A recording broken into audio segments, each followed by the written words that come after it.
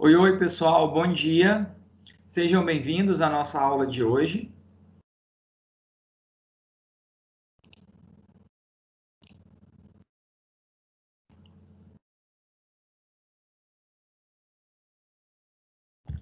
Nossa aula de fitoterapia de hoje, a gente vai trabalhar um pouquinho a respeito do desenvolvimento de medicamentos fitoterápicos. Mais especificamente, né, os processos relacionados ao desenvolvimento de medicamentos fitoterápicos. Contextualizando especificamente aqui para o nosso país, né, apesar de sermos detentores de 20% da biodiversidade mundial, com um arsenal, né, de substâncias distribuídos em diferentes biomas, né, a floresta amazônica, né, o nosso próprio cerrado, são possuidores de moléculas com grande potencial terapêutico, com propriedades farmacológicas, mas o baixo investimento em pesquisa é, faz com que a produção de fitoterápicos a nível nacional seja muito abaixo do que poderia ser em virtude do grande potencial que nós temos de espécies, né, com propriedades farmacológicas, tá? Então, o mercado brasileiro de fitoterápicos vem mudando aos poucos, de maneira gradativa e lenta, né? Mas é cada vez mais notável a presença de iniciativas em pesquisa e desenvolvimento com plantas nativas. Depois da Revolução Industrial, né, ali por volta de 1945, houve uma busca crescente pelo lucro e o desenvolvimento da química pura e aplicada. E foi imbuído, né, na população o pensamento de que um medicamento eficaz é aquele produzido, sintetizado em laboratório, com um mecanismo de ação é, elucidado, né, com um mecanismo de ação determinado de maneira precisa. Na verdade, as moléculas, né, obtidas em laboratório ou substâncias isoladas, elas realmente têm um mecanismo de ação descrito, né, e conhecido de uma maneira muito mais precisa, porque é uma molécula, se você souber a que receptor ela se liga, né, atuando como agonista, antagonista, e a modificação da função fisiológica que ela promove, você tem o seu mecanismo de ação estabelecido. Para fitoterápicos isso é um pouco mais complicado, porque fitoterápicos a gente trabalha com extrato. No extrato a gente tem um fitocomplexo, né, que são diferentes moléculas atuando em alvos moleculares diferentes, em vias metabólicas paralelas, convergindo em sinergismo para o desempenho de uma ação terapêutica. Então ali você vai ter saponina, tanino, flavonoide, né, cumarinas e etc. Uma gama de diferentes substâncias, né? Então, com isso, os medicamentos sintéticos produzidos em laboratório, a busca constante pelo lucro com a Revolução Industrial, fez com que, depois de 1945, os fitoterápicos viessem a cair um pouco em descrédito, né? Passaram a ser menos utilizados. Mas aí no final do século XX, com a Revolução Verde, aí a busca, né, e a premissa de que produto natural não faz mal, trouxe uma volta aos fitoterápicos, né? Apesar da gente saber também que essa história de que é derivado de produto natural não faz mal, não é bem assim, né? Desde Hipócrates a gente já tinha é, o pensamento, né, de que a diferença entre remédio e veneno é a dose. Então, os fitoterápicos, o uso deles sim está associado a uma menor ocorrência de efeitos colaterais. Entretanto, eles possuem riscos, né, menores, mas pode haver intoxicação se não usar a parte correta da planta, se não utilizar na quantidade correta, há interações com outros fármacos, né? E desde então, né, a gente tem tido essa volta dos fitoterápicos com um aumento de sua credibilidade e uso na população, né? Ah, Como eu disse no início da introdução da nossa aula, né, apesar do Brasil ser detentor de 20% da biodiversidade mundial, na verdade, assim, a diversidade biológica no Brasil só perde para a região da Indo-Malásia, né? Devido a essa grande variedade de espécies, principalmente plantas, distribuídas em diferentes biomas, né? Mata Atlântica, floresta tropical, né? Cerrado, caatinga, a gente tem um arsenal de substâncias com grande potencial terapêutico, com propriedades farmacológicas, mas o investimento em pesquisa é baixo, né? Na maioria das vezes, o que acontece é que laboratórios estrangeiros coletam essa matéria-prima vegetal, investem em estudos, isola substâncias, elucida o seu potencial terapêutico, patenteia a molécula, produz o medicamento e retorna para nós com um preço bem mais elevado, né? Mas ainda assim, hoje a gente tem uma média de uns 500 fitoterápicos, né, produzidos no Brasil com registro na Anvisa, e dentre eles, né, a gente destaca o Axeflan, porque o Axeflan ele tem uma história curiosa, né?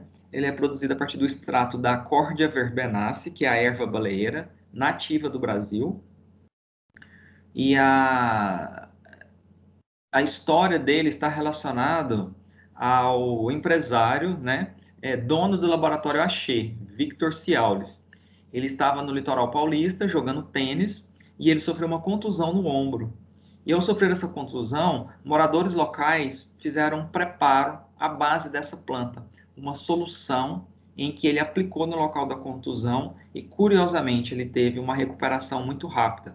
E ele ficou muito curioso e presumiu, né, hipoteticamente, que a planta era possuidora de princípios ativos com uma excelente propriedade anti-inflamatória.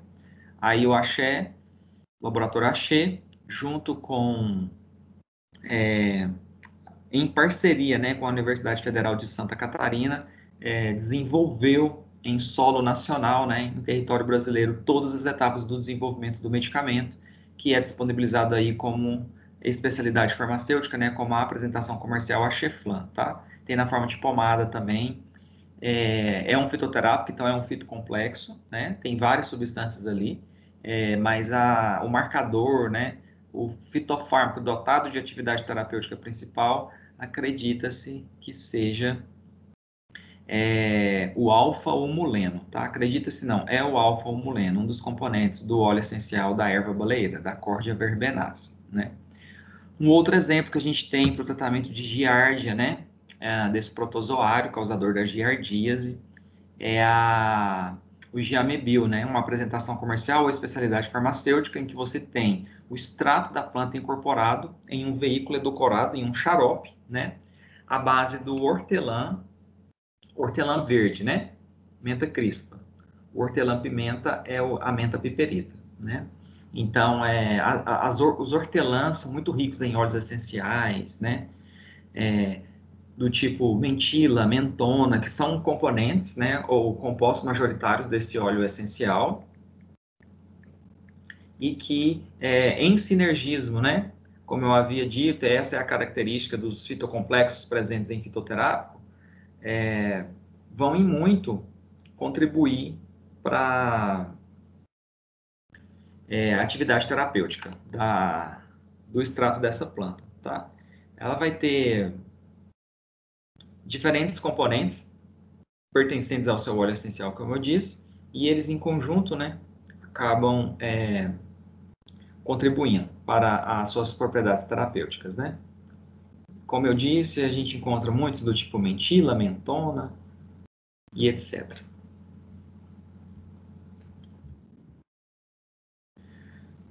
Os estudos de validação de propriedades terapêuticas, potencial farmacológico, cientificamente determinados, envolvem os estudos de validação dessa planta, desde a seleção da espécie com a qual você vai trabalhar, até o desenvolvimento da etapa farmacêutica, de uma forma farmacêutica para o extrato daquela planta e proporcionando a ela uma via de administração, precisão e acurácia da droga, né?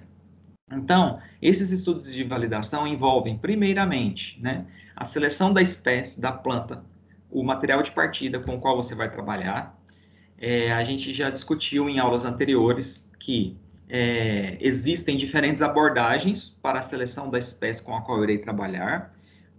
Essa abordagem, ela, inclusive, pode ser de forma aleatória, né? Você parte de forma aleatória na natureza para coletar alguma planta, faz um levantamento bibliográfico a respeito dela. Se não tiver estudos, você vai tentar buscar moléculas com propriedade terapêutica, né? É a abordagem randômica ou randomizada, que apesar de ser considerada aleatória, ela pode ter critérios em relação ao desenho de estudo adotado, né? Então, por exemplo, tem que ser uma planta do cerrado. É um tipo de critério para uma abordagem randômica. Praticamente não existe laboratório que se utilize esse tipo de abordagem, porque a chance de insucesso é muito grande, tá? Existe a abordagem quimiotaxonômica ou filogenética, em que você busca espécies aparentadas, né, filogeneticamente, e aí, se você tem uma espécie pertencente a uma família botânica, ou principalmente ao mesmo gênero de uma outra espécie que tenha propriedades terapêuticas, devido ao parentesco evolutivo, presume-se que aquela outra espécie também compartilha alguma dessas propriedades farmacológicas, né? Compartilha a síntese de alguns fitoquímicos semelhantes. É uma abordagem que traz uma probabilidade de sucesso maior do que a randômica, mas ainda assim não é a mais indicada. A seleção da espécie com a qual você vai trabalhar hoje e a que é utilizada pelos laboratórios atualmente é a abordagem etnofarmacológica ou etnodirigida, que é você buscar o uso de determinada planta em comunidades tradicionais, ribeirinhas, indígenas, né? E a partir disso, levar aquela espécie, aquela planta para o laboratório e na maioria das vezes, quando você faz essa pesquisa, você encontra princípios ativos fitoquímicos que justifiquem o uso dela para aquele fim na medicina doméstica por aquela comunidade, tá? É um tipo de abordagem mais utilizado até mesmo porque nessa etapa de pesquisa e desenvolvimento, né, de fármacos, essa abordagem ela atua como um atalho, como uma pré-triagem. Por quê? Porque quando você busca isso nessas comunidades tradicionais, indígenas, ribeirinhas, você já tem a alegação do uso para determinado fim. Então, a comunidade utiliza a planta para tratar vômito, para tratar diarreia, para tratar inflamação. Qual a parte da planta utilizada e a forma de preparo, né? Então, você já tem um direcionamento muito diferente de você partir de forma completamente ao acaso, em que você vai fazer testes de atividade biológica e você não tem nem noção sobre qual tecido, né, sobre qual órgão os princípios ativos daquela planta seriam capazes de atuar. Então, para selecionar a espécie, basicamente hoje se trabalha com abordagem etnodirigida ou etnofarmacológica, né? Depois disso, a gente coleta essa planta, utilizando tesouras adequadas de poda, né, o podão, que deve ser afiado. Essa coleta ela deve ocorrer de maneira a evitar mínimas injúrias na planta, permitir a ela formar tecido cicatricial, regenerar o órgão, né? Deve-se evitar lesões profundas e compressões violentas, né, para evitar a contaminação dos tecidos internos também. Essa coleta ela envolve primeiramente um ramo da extremidade caulinar de uns 20 centímetros com folha, flores e ou frutos, para que você faça a secagem, a dessecação desse ramo e o deposite na forma de uma espécie testemunha ou essicata em um herbário de alguma universidade, né? Nós estudamos isso em farmacognosia, vimos que a deposição dessa planta é colocada junto a uma etiqueta de identificação com data da coleta, responsável pela coleta, coordenadas geográficas do local da coleta, a classificação biológica daquela planta, né, daquela espécie, com o número de registro ou tombo no herbário da universidade, sobre o qual ela foi depositada, né? E aí esse cata ela é utilizada como espécie testemunha do material que eu utilizei para o desenvolvimento do meu fitoterápico, né? Então, o preparo desse cata e o depósito em um herbário. Inclusive, para o preparo dessa essicata e para se colocar na ficha de identificação, é essencial que se façam estudos botânicos a respeito daquela espécie com a qual eu vou trabalhar, tá? Então, esses estudos botânicos envolvem a morfologia externa da planta ou do seu órgão de interesse terapêutico, a anatomia interna, inclusive com confecção de lâminas temporárias, né? Para a descrição da constituição dos tecidos daquela planta e a busca, né, de um profissional, de um biólogo especialista, um botânico sistemata, né, um taxonomista que, por meio de chaves de classificação chegue à espécie daquela planta em questão, né? Para quê? Para que eu possa fazer um levantamento bibliográfico e verificar, já se tem estudos sobre o potencial terapêutico dessa planta, já foram elucidados ou descobertos os fitoquímicos com propriedades farmacológicas naquela planta? Não. Então, beleza, eu vou estudar. Sim. O que é que você tem de estudo? Eu posso expandir esse estudo aprofundando a respeito dos seus princípios ativos ou de outras atividades biológicas que essa planta vem apresentar, né? Depois disso, vem os estudos agronômicos, em que é necessário as características de cultivo e domesticação daquela espécie, né? A droga vegetal, ela tem melhor qualidade, no caso dos fitoterápicos, né? Quando há o cultivo dessa planta, ao invés da coleta dela em fontes nativas, porque ali eu consigo ter uma padronização dos princípios ativos melhor, eu consigo fazer a espécie de um melhoramento genético, né? Selecionando aquelas possuidoras de características com maior porcentagem de princípios ativos, mais resistentes a pragas, né? Esses estudos agronômicos envolvem a quantidade de água, macro e micronutrientes, minerais do solo necessários para o desenvolvimento daquela planta, mimetizar as condições semelhantes do ambiente natural de ocorrência da mesma, né? Então, essa etapa aí é responsável pelo cultivo da espécie. Depois disso, pessoal, para a produção dos extratos, né, a gente precisa, depois da coleta dessa planta, fazer a sua secagem e estabilização, né? Então, é ideal que a planta, após coletada, seja submetida a processos de secagem, né, para facilitar a conservação da droga, diminuir o volume da droga, evitar que bactérias, fungos, bolores, mofos possam se desenvolver e crescer nesse material botânico, né? Essa secagem também é importante para evitar que as próprias enzimas, né, dos tecidos dessa planta venham a proporcionar a degradação dos princípios ativos por reações de hidrólise, né? E ainda assim, se a secagem não for o suficiente, existe um processo, uma etapa, né, adicional e não obrigatória, que só utiliza quando é necessário, que é a estabilização, que você faz utilizando equipamentos do tipo estabilizadores ou na própria estufa em temperaturas mais elevadas do que você fez a secagem.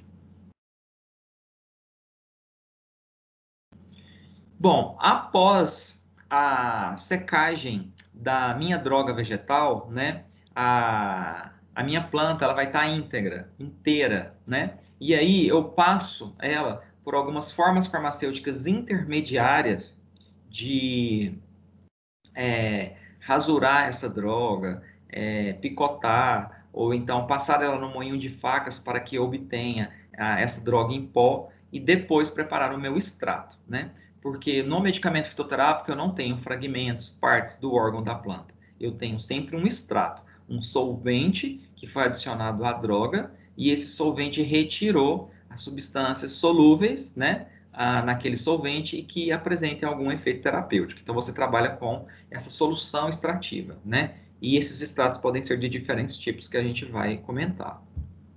Então, essas formas farmacêuticas intermediárias, depois que a droga, né? Depois que a planta medicinal foi seca, aí ela se torna uma droga, porque a droga vegetal é a planta medicinal após ter sido submetida a processos de coleta e secagem. Aí ela pode ser picotada, recortada, né? Ou eu posso obtê-la na forma de pó passando por um moinho de facas, né? Que aí já não seria mais a droga rasurada, seria ela pulverizada.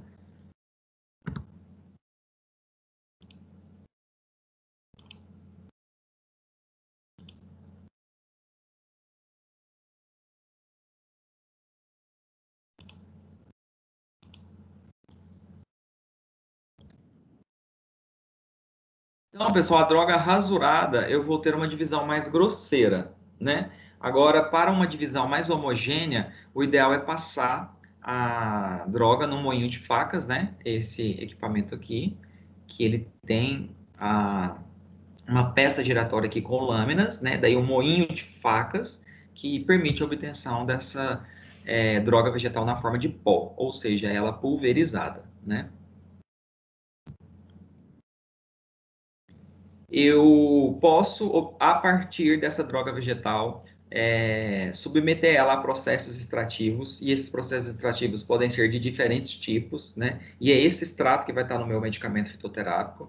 Eu posso ter extratos aquosos, que são aqueles em que o veículo, né, ou solvente extrator utilizado é a água. Eu posso lançar mão da infusão, que é levar a água ao ponto de ebulição separadamente, sozinha, e depois verter a água fervente sobre a droga. Eu abafo esse sistema, deixo em infusão, depois eu filtro, né? E eu tenho o meu extrato aquoso do tipo infuso, tá? É mais utilizado para drogas de consistência mais mole, né? No caso, folhas, flores, tá ok? De consistência mais delicada. Órgãos de consistência mais lenhosa, mais rígida, mais lignificada, por proporcionarem uma maior dificuldade de permeabilidade, né? Elas são mais impermeáveis, a gente usa decocção, que não é verter água fervente sobre a droga, é levar a droga e a água juntas em um mesmo recipiente ao ponto de ebulição, tá? É, porque essa consistência mais lenhosa, mais rígida do órgão, necessita, né, de uma maior agitação, um grau de agitação das partículas da molécula de água para penetrar no interior desse órgão e retirar para a solução extrativa, para o meio extracelular, os fitoquímicos, né, que sejam solúveis em água. E aí, nesse caso, eu tenho também um extrato aquoso, porque foi utilizado água, mas não é um infuso, é um decocto, porque foi obtido por decocção, tá? Plantas ricas em taninos, esquinos terebintifólios, aroeira, é, Strychnodendron adstringens, o barbatimão, esses taninos são muito solúveis em água. Então, às vezes, você usa um decocto para a obtenção de extratos a partir dessas plantas e você incorpora esse extrato em sabonetes vaginais íntimos, por exemplo, para vaginite, leucorreia, né? Porque os taninos são muito ricos é,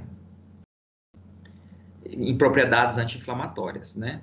E aí o decocto você usa para cascas, para caules, para raízes, né? Agora para folhas, flores, por exemplo, a camomila, que você usa capítulos florais, né? E para chás a partir de folha, o ideal é a infusão. Nós, além de extratos aquosos, em que utilizamos como veículo extrator a água, a gente tem os extratos hidroalcoólicos, em que eu utilizo uma mistura de água e álcool, geralmente álcool a 70% ou 80%, né? E esse meu extrato é, alcoólico, ele recebe o nome especial de tintura, né? As tinturas geralmente são produzidas por maceração, deixando a droga ou até mesmo a planta medicinal fresca em contato íntimo e prolongado por vários dias, 15 a 20 dias, em um recipiente de vidro, inox ou PVC, com agitação esporádica, pelo menos de manhã, de tarde e de noite. Ao final desses dias, você filtra essa solução extrativa, é a sua tintura, é o seu extrato alcoólico. E a água e o álcool, ao penetrar nas células dos tecidos da droga, remove e retira para o meio extracelular as substâncias de interesse, tá? Praticamente todos os fitoquímicos, os princípios ativos de planta, têm alguma solubilidade nessa mistura de água e álcool, né? Geralmente as tinturas ficam armazenadas em frascos escuros de vidro âmbar, né? Que a protegem da luz. O extrato aquoso ou o extrato alcoólico. Quando eu evaporo parte do solvente para concentrar esse extrato até a proporção de 1:1, 1 grama do extrato, né, é igual a 1 grama da droga, é, aí eu tenho o chamado extrato fluido, tá?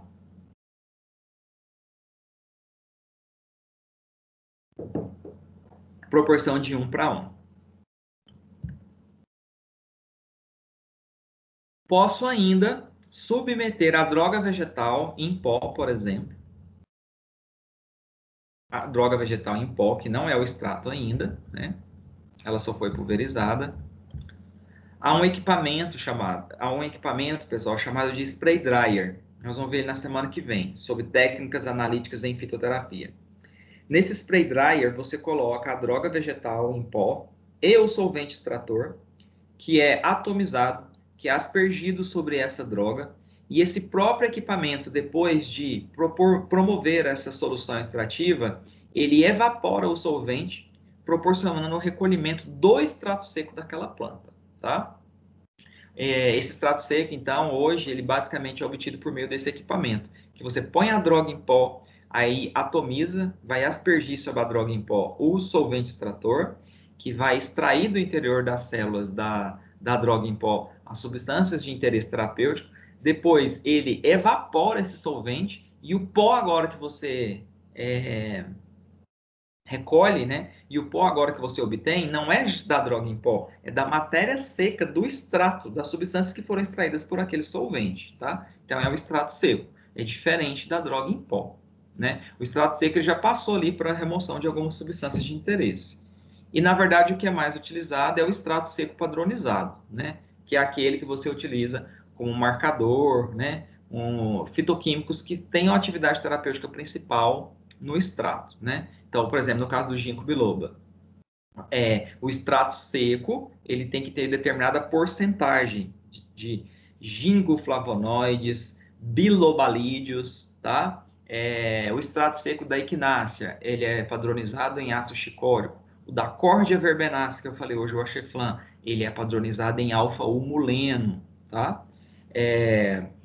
Valeriana, ela vai ser padronizada em valepotriácidos, ácidos, valepotriatos, ácidos valerênicos, né? O hiperperforato, a erva de São João, ela é padronizada em hiperforina e hipericina, né? Então, o ideal, mais utilizado mesmo, é esse extrato seco padronizado. Em determinada quantidade de pó, eu vou ter uma porcentagem de determinado marcador ou princípio ativo.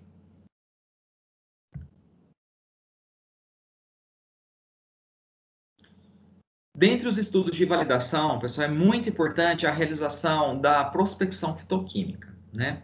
Não sei se vocês se lembram da farmacognosia, a prospecção fitoquímica, ela é uma análise preliminar em que você vai pegar a droga em pó e vai submeter ela a algumas análises por meio da adição de reagentes, né?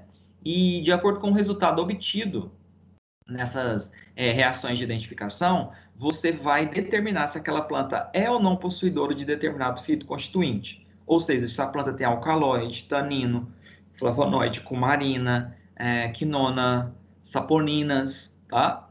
É uma apostila, né? Que é padronizada, que você segue ela como uma receita de bolo, né? Então você coleta a planta, seca ela, passa no moinho de facas, aí essa droga em pó você submete a um processo extrativo. Aí, por exemplo, para alcaloide, você vai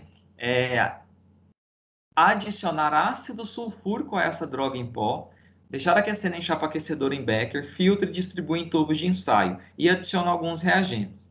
Aí lá fala, se formar um precipitado com cores características para cada tipo de reagente que você adicionar, né, ao precipitado, deposição no fundo do recipiente, e com desenvolvimento de cores. E aí lá na apostila fala, né, se desenvolver cor vermelha, um precipitado vermelho tijolo, onde põe o reagente de Dragendorf, né, e aí tem o de Mayer, de Sonesken, de Ager, significa que a planta tem alcaloide.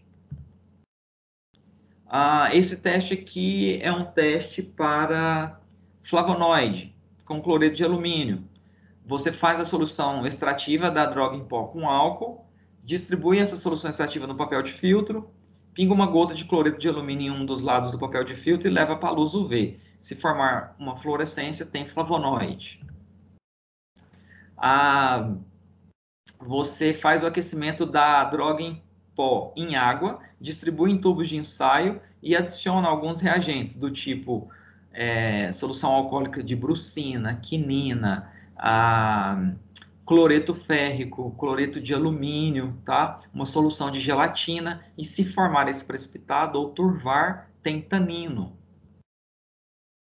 Isso aqui é teste para detecção de heterosídeo cardioativo, que você detecta os 3 componentes da molécula em tubos, ou as reações em tubos diferentes, tá? Você faz os testes para os açúcares, para o núcleo esteroidal e para o anel lactônico. Aqui tem que dar uma cor amarela acastanhada, aqui também, então deu positivo, mas aqui tinha que dar um halo vermelho na superfície de separação dos líquidos, então a droga não tem heterosídeo cardioativo. E assim, sucessivamente, tá? Isso aqui é o que a gente chama de estudo fitoquímico ou prospecção fitoquímica preliminar. É um estudo simples, tá? Esse aqui vai te falar se a planta tem alcaloide, tanino, flavonoide, saponina, só isso. Agora, que alcaloide que ela tem? Que flavonoide que ela tem? Aí tem que ir para a cromatografia para isolar a molécula, espectroscopia, infravermelho, ressonância nuclear magnética, para elucidar a estrutura tridimensional da molécula, tá? Por exemplo, a prospecção fitoquímica me fala a planta tem alcaloide, mas conina, tobacurarina, escopolamina, cocaína, nicotina, atropina, reserpina, boldina, vinblastina, vincristina, coxina. Então, assim, tudo isso, né, é alcaloide.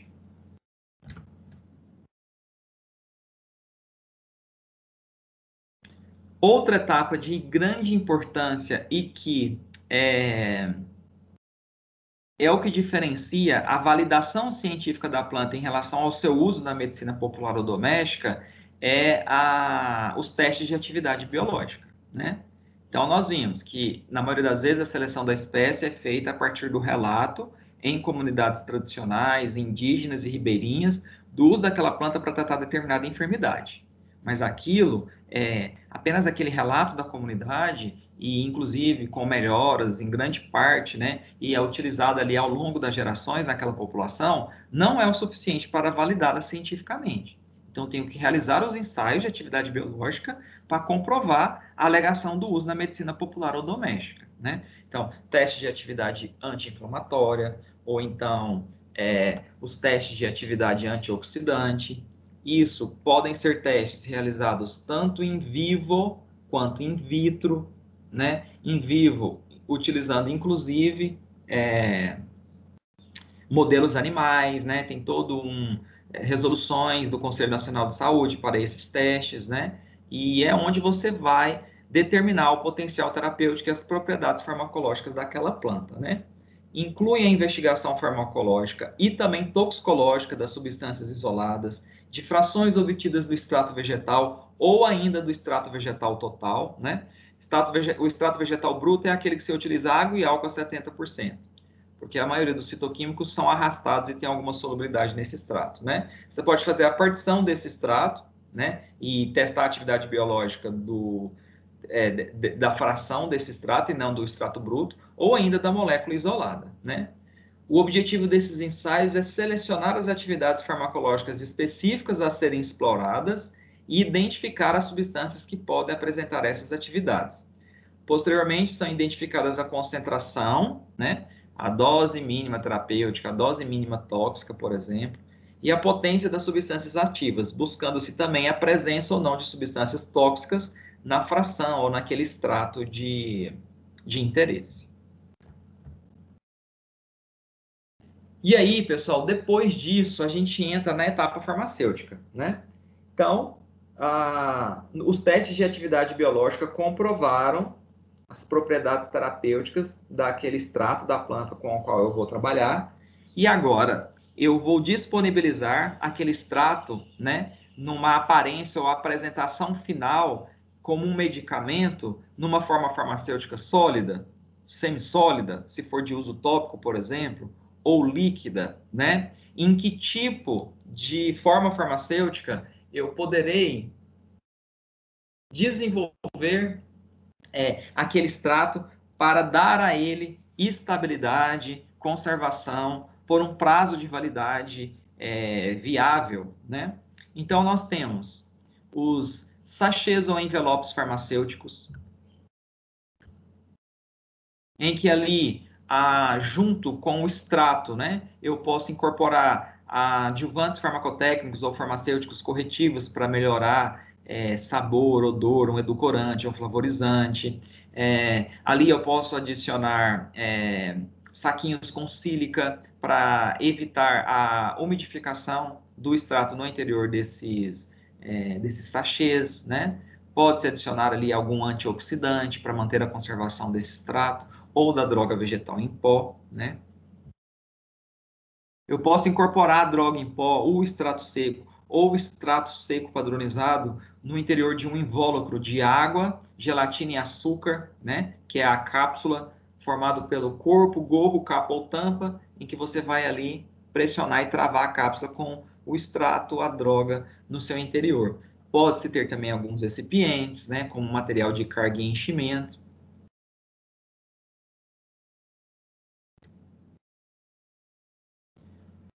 O extrato ou a droga vegetal em pó, juntamente a excipientes do tipo diluentes, aglutinantes, desintegrantes ou desagregantes e lubrificantes, submeter essa mistura, né, de pós a uma máquina de compressão e disponibilizar o fitoterápico na forma de um comprimido, que é uma forma farmacêutica exclusivamente industrial. Essa aí a farmácia de manipulação não trabalha. Devido ao custo com maquinário, os insumos e energia, é inviável não produzir comprimidos em grande escala, em escala industrial. Então, por isso que farmácia de manipulação não produz comprimido. Nós vimos que a tintura, que é o extrato alcoólico, e o extrato fluido, que é o extrato aquoso, ou a própria tintura, o extrato alcoólico, mais concentrado, né, depois que você evaporou parte do solvente, como sendo uma etapa intermediária. Aqui, ó. Olha lá. Os extratos alcoólicos e os extratos fluidos como uma forma farmacêutica intermediária. Entretanto, elas podem constituir uma forma farmacêutica final. O meu medicamento pode vir na forma de um extrato alcoólico ou na forma de um extrato fluido também, tá? E aí, geralmente, quando o extrato fluido e a tintura constituem etapas farmacêuticas finais, tá? O modo de uso deles envolve a diluição, né, de gotinhas, em algumas gotinhas em água, tá certo? Mas ele pode ser, sim, uma forma farmacêutica final, né? Olha lá, extrato fluido do hipérico, da erva de São João, que é usada para o tratamento da depressão leve a moderada. Tintura de cannabis, né? Então, o modo de uso envolve a diluição, né, de algumas gotinhas em água. Eu posso incorporar um extrato aquoso, um decocto, um infuso, um extrato alcoólico, né, uma tintura ou um extrato fluido num veículo edulcorado, né, numa solução de água e açúcar próxima da saturação. 1/3 do xarope é água, 2/3 é açúcar. E aí eu tenho uma forma farmacêutica líquida do tipo xarope, né? Muito apreciado para a área pediátrica, porque mascara bem, sabor desagradável, repugnante e indesejado de fármacos. Existem ainda as formas farmacêuticas semissólidas ou plásticas, em que eu vou incorporar o extrato numa base galênica de pomada, de creme ou então de um gel, tá? Então, posso ter pomadas, cremes e géis fitoterápicos, né? Com a adição de corantes, certificados, essências aromatizantes, tá? Geralmente, eles são incorporados na proporção de 10%. Então, em 100 gramas de pomada, creme ou gel, eu vou incorporar 10 ml do extrato de determinada planta, né? E essas, no caso, para uso tópico, uso externo.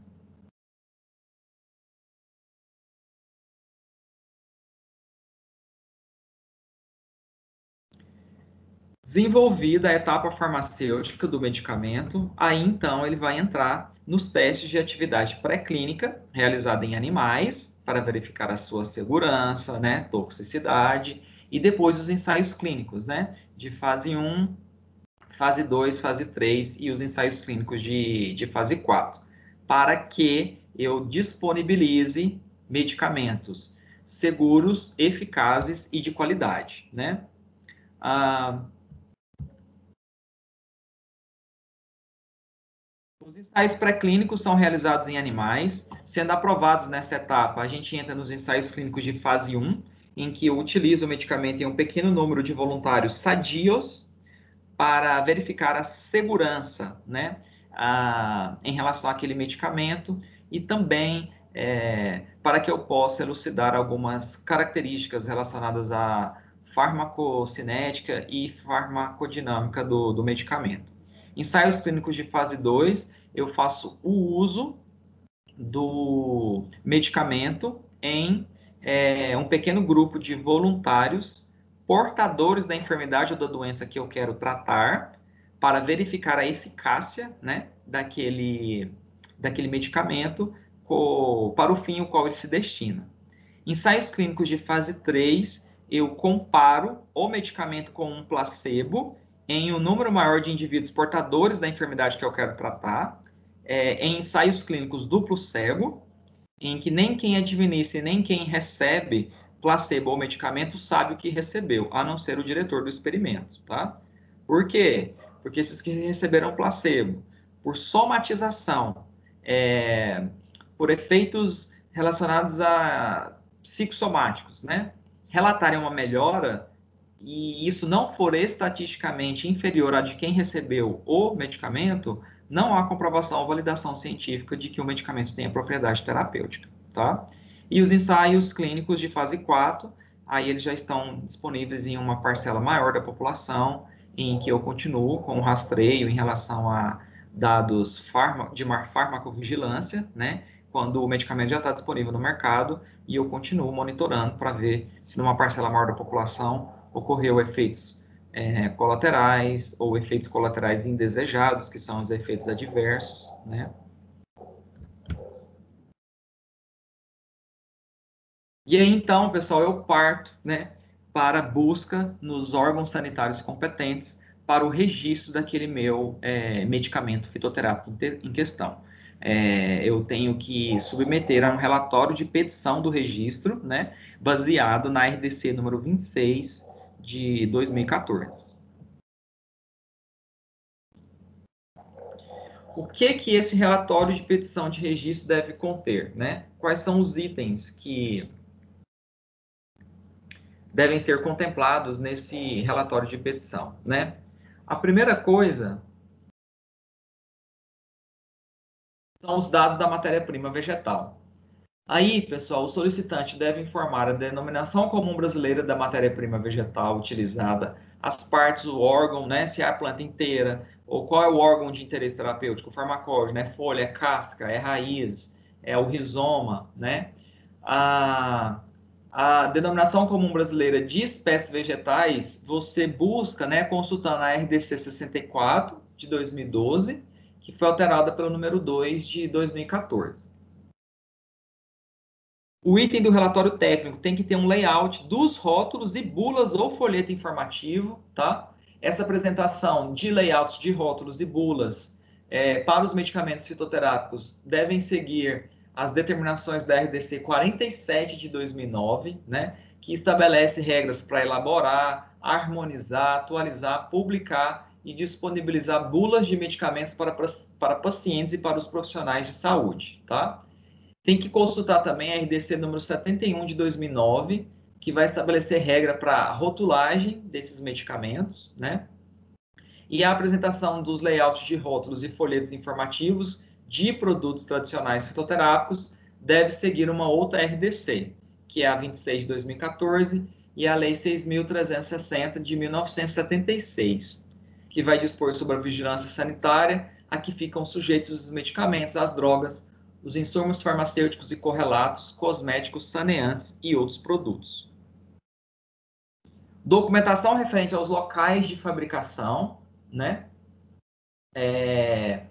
Essa documentação referente aos locais de fabricação diz respeito às características do local de cultivo, né? E domesticação daquela espécie em questão.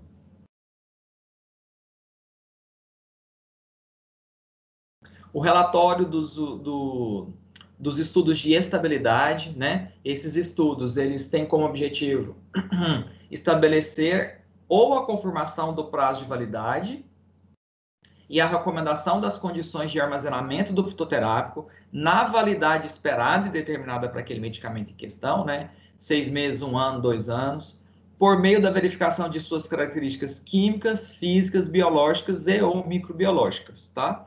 Para isso, segue-se uma resolução, que é a número 1 de 2005, que publicou o Guia para a Realização dos Estudos de Estabilidade. O relatório de produção, o solicitante deve apresentar um fluxograma do processo de produção, né, incluindo todas as operações realizadas e os equipamentos utilizados, desde a coleta no local de cultivo da matéria-prima vegetal até o desenvolvimento dela, todos os equipamentos utilizados para a etapa farmacêutica, né? Para a forma farmacêutica final daquele fitoterápico, tá? A produção de fitoterápicos deve ser apoiada por uma validação de processo precisa e documentada, garantindo o controle da fabricação e da qualidade do produto acabado. O relatório de controle de qualidade, né? E os itens relativos a esse controle de qualidade, incluindo o laudo de controle de qualidade e o relatório de segurança, eficácia e efetividade, né? Devem constar nessa etapa do item do relatório de petição e envolve tanto o controle de qualidade analítico em relação à determinação dos teores, utilizando inclusive cromatografia, e o microbiológico também.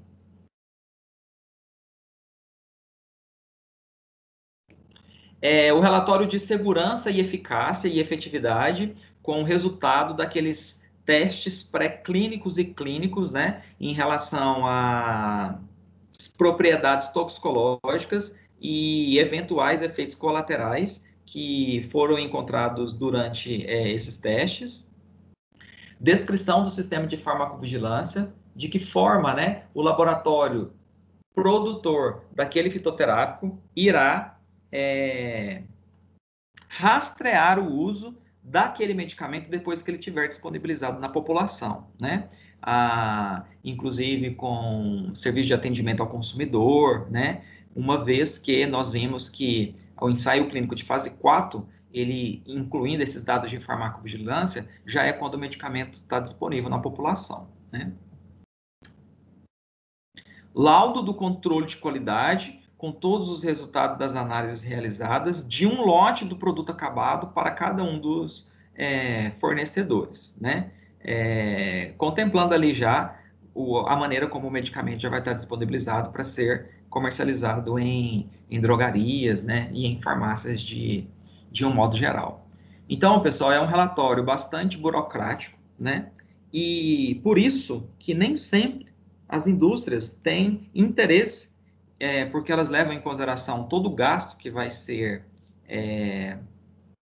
necessário, né, para que se consiga o registro de um determinado medicamento fitoterápico. Então, nem sempre ela tem o interesse em desenvolver um medicamento fitoterápico.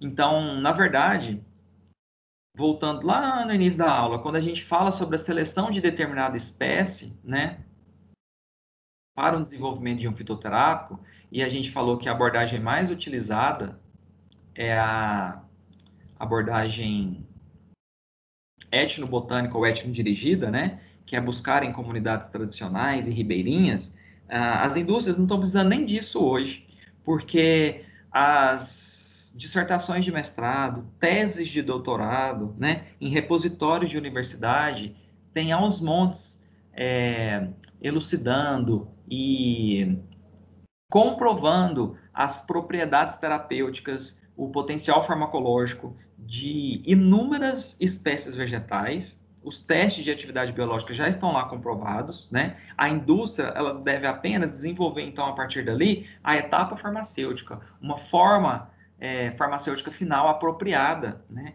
Para o extrato obtido a partir daquela planta, porque você já tem muitas propriedades terapêuticas de planta elucidadas em trabalhos acadêmicos, tá? Só que, na maioria das vezes, a indústria não tem interesse em desenvolver, né, a etapa farmacêutica final e a busca do registro de um medicamento fitoterápico obtido a partir do extrato daquela planta, tá? Pessoal, imagine vocês que uma indústria farmacêutica está desenvolvendo 2 novos fitoterápicos industrializados, tá? Um na forma de medicamento fitoterápico e outro na forma de produto tradicional fitoterápico, tá? O medicamento fitoterápico ele vai ser comercializado com o nome comercial, a especialidade farmacêutica Fulanol, e o produto tradicional fitoterápico como Ciclanol, né? Não sei se vocês se lembram, quem não lembra, assiste a aula 2, diferença entre medicamento fitoterápico e produto tradicional fitoterápico. tá? O medicamento fitoterápico é aquele em que os testes de comprovação de eficácia e segurança envolvem ensaios pré-clínicos e clínicos. O produto tradicional fitoterápico não precisa de realização de testes pré-clínicos e clínicos, porque ele vai ser produzido a partir de uma planta que já tem dados de uso seguro e efetivo descritos na literatura há mais de 30 anos. Então, ele é descrito, utilizado por comunidades há mais de 30 anos, por isso que tradicional, ele já é tradicionalmente utilizado, e se ao longo desses 30 anos não houve descrição na literatura de casos de intoxicação, não há necessidade de realização de testes pré-clínicos e clínicos, tá? E na instrução, na RDC número 26, tem as referências que você busca para a tradicionalidade de uso de determinadas plantas, para você ver se você pode lançar como produto tradicional fitoterápico ou medicamento fitoterápico, tá? Bom, aí, ambos os fitoterápicos, eles vão ser desenvolvidos para ser de uso interno. Porém, a forma farmacêutica intermediária que a indústria dispõe para o fulanol é o extrato seco. E para o ciclanol é um extrato alcoólico na forma de tintura. Quais as opções de formas farmacêuticas de dispensação que o setor de desenvolvimento farmacotécnico tem para o fulanol e o ciclanol, respectivamente?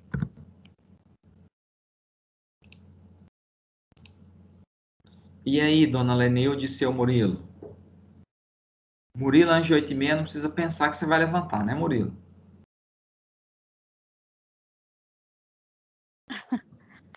Uai, estamos aqui, professor, firme e forte.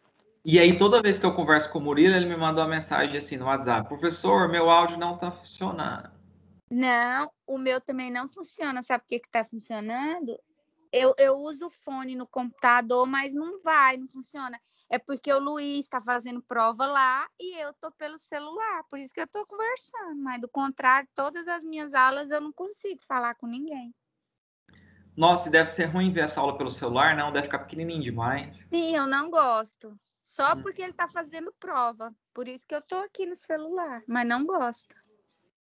E aí, Lenilde, se você tiver um extrato, né, seco de uma determinada matéria-prima vegetal e para outra você tem uma tintura. Quais são as formas farmacêuticas de dispensação, né, o desenvolvimento de um medicamento que você vai poder disponibilizar para aquele que está na forma de extrato seco e para a outra que está na forma de tintura? O professor cortou o áudio. E agora você está me ouvindo melhor? Tô. Você quer desenvolver um medicamento fitoterápico chamado de fulanol, e você tem para esse fulanol como etapa farmacêutica intermediária um extrato seco. E para ciclanol, que você vai disponibilizar na forma de um produto tradicional fitoterápico, uma tintura. Qual a forma farmacêutica final de dispensação do medicamento você pode produzir para o filanol, em que você tem um extrato seco, e para o ciclanol, em que você dispõe da tintura? Ai, professor, fiquei confuso aqui agora. Se você Porque tiver um extrato seco de uma planta, né? Ah. Ele foi lá obtido pelo spray dryer. Em que forma farmacêutica você pode associar esse extrato seco a recipientes para disponibilizar uma forma farmacêutica de dispensação? Esse fulanol é o que você falou que tem que ser realizados os estudos, não é?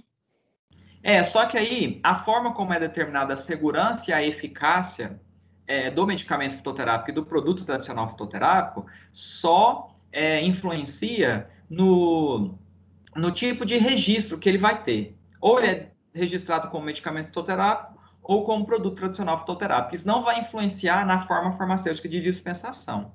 O que influencia é o tipo de forma farmacêutica intermediária que você tem para cada um deles, né? Então, para o extrato seco, eu vou poder dispensar ele de que forma? A indústria pode desenvolver ele de que forma? No caso, você quer saber de que forma? Se eu vou dispensar como sólidos, comprimido, como cápsula, alguma coisa assim? Isso, exatamente. Professor, no caso, seria forma líquida, não? O extrato seco? Não, o extrato seco seria como comprimido. Isso. Então, esse extrato seco, quais as formas farmacêuticas de dispensação para fulanol, já que você dispõe do extrato seco? Você pode associar recipientes e submeter a uma máquina de compressão, então comprimido, né?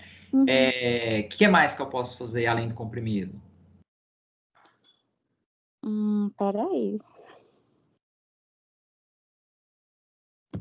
Tô pensando aqui, você falou nos slides anterior. Eu posso encerrar, colocar esse extrato seco num invólucro de... Ai, professora, eu faço pergunta difícil. Eu tô pelo celular, não consigo nem voltar para ver o slide anterior. E eu tô apontando aqui pelo cursor na figura e você nem consegue enxergar pelo celular, né? Não consigo. Não, tô apontando aqui e eu acho que você não tá vendo mesmo. Você pode colocar esse extrato seco num invólucro de gelatina, né? A cápsula de gelatina, ou até mesmo esse extrato seco pode ir num sachê, num envelope farmacêutico. No sachê, no envelope farmacêutico, até que não, porque geralmente o extrato não tem um sabor agradável. A não ser que ali coloque um adjuvante farmacêutico corretivo do sabor, né? Um flavorizante, um edulcorante, né? Então, assim, ele pode ser disponibilizado na forma de sachês ou envelope farmacêutico, na forma de cápsula ou na forma de comprimido, né? Então, essas seriam as formas farmacêuticas de dispensação.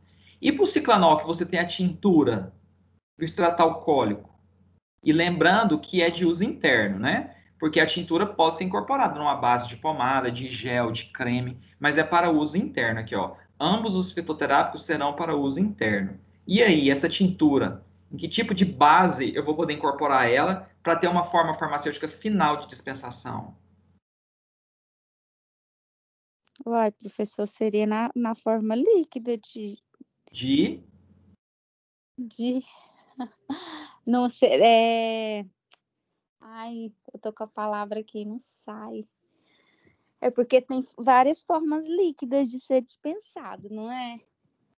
Mas não é. veículo edulcorado, rico em açúcar, E, xarope. uai, eu ia falar xarope, mas eu falei assim, ai, tá errado. Engraçado, ontem mesmo no serviço, eu tava falando desses trem, porque eu tava preenchendo um papel lá, e eu tinha que colocar a forma farmacêutica, e eu achando que eu tinha que colocar líquido, só que lá ele pedia era suspensão estéreo, porque era um colírio, né? Mas não deixa de ser líquida, né? Não deixa de ser líquida. Foi dessa forma que eu pensei. Eu falei assim, não deixa de ser líquida, só que eu achei que eu tivesse que preencher como forma farmacêutica líquida. Então, tá, mas aí o nome porque forma farmacêutica líquida pode ser solução, E suspensão, xarope, né? isso, Spray isso e assim mesmo. sucessivamente. Isso. Então, ó, o extrato seco você disponibiliza na forma de sachês ou envelopes farmacêuticos, comprimido ou cápsula. E a tintura você pode incorporar numa base de um xarope, tá certo? Entendi.